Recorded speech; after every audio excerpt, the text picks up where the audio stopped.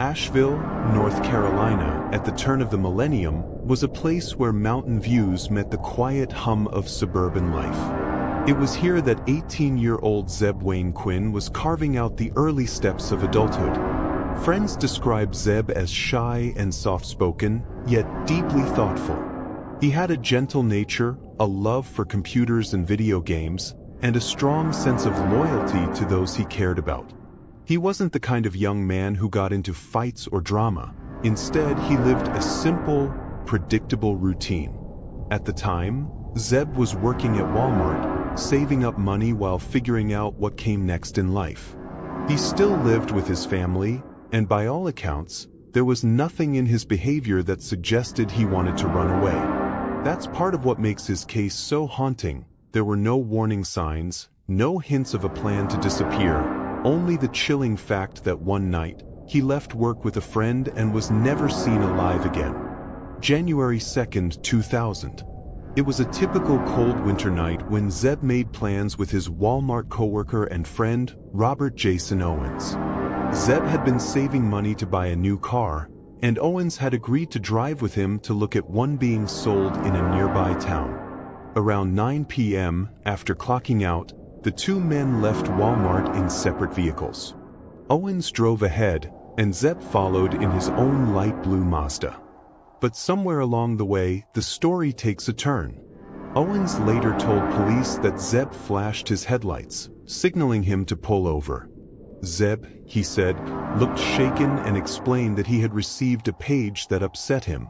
He needed to make a quick call. After using a nearby payphone, Zebb reportedly came back and said he couldn't continue that night. Without much explanation, he drove off, leaving Owens behind. That moment, a sudden, unexplained change of plans, would become the last time anyone could confirm Zebb was seen alive. The very next day, things became even stranger. Zebb failed to show up at Walmart for his shift. For a reliable young man, this was immediately concerning. Even more suspicious, the store received a phone call from someone claiming to be Zebb. The caller said he was sick and wouldn't be coming in. But coworkers quickly noticed the voice didn't sound like him. It felt off, rehearsed, forced. When police traced the call, they discovered it came from Owens' place of work. Owens admitted that he made the call but insisted he was simply helping Zebb, who asked him to cover for him. To investigators, this excuse didn't sit right. Why would Zebb, who had never skipped work without reason, suddenly ask a friend to lie for him? Was Owens trying to mislead investigators from the very beginning? 2 weeks passed before investigators caught another break. Zebb's light blue Mazda was discovered parked at a restaurant in Asheville. At first, it looked like a normal abandoned vehicle. But inside and outside the car were unsettling details that made the case even stranger. On the rear windshield, someone had drawn a set of lips in bright red lipstick. Inside, police found a live puppy, apparently abandoned. There were also random belongings scattered around, including empty bottles and a hotel key card. None of these items made sense to Zebb's family or friends.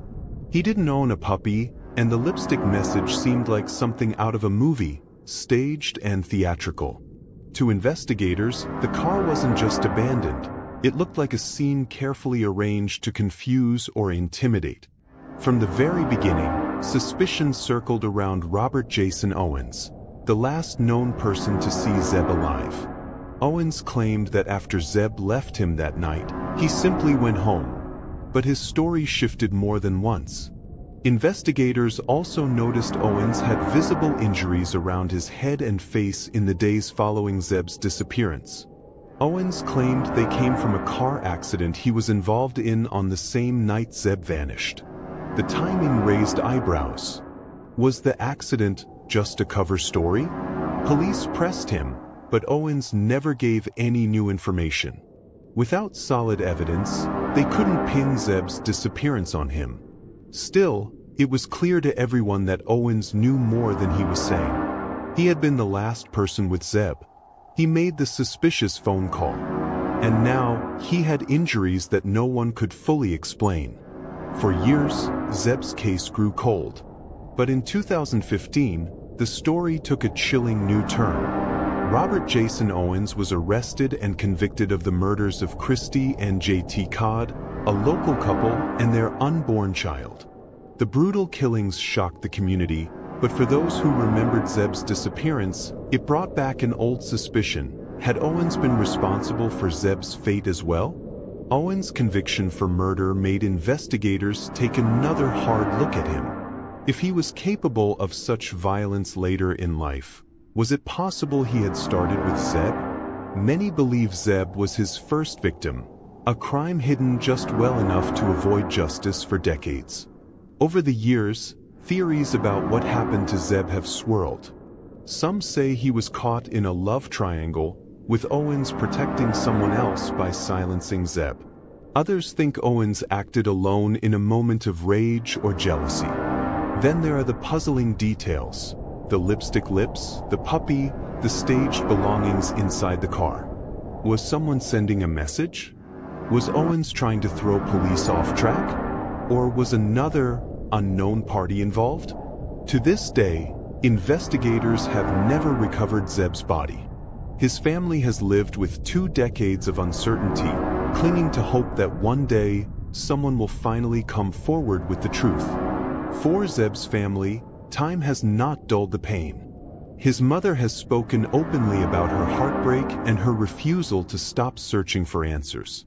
Candlelight vigils are still held in his memory, with friends and strangers gathering to honor the boy who vanished into the Asheville night. As years pass, Zebb's story remains one of the most haunting unsolved disappearances in North Carolina history. His case is not just about a missing teenager, it's about a community that still wonders how many secrets lie hidden in the shadows and whether justice will ever be served. If you found this story compelling, don't forget to hit subscribe and turn on the bell so you never miss our deep dives into mysterious cases. Drop your thoughts in the comments. Every perspective matters, and it helps keep these stories alive. And if you'd like to support the channel, give this video a like and share it with others who follow true crime. Until next time, stay safe and stay curious.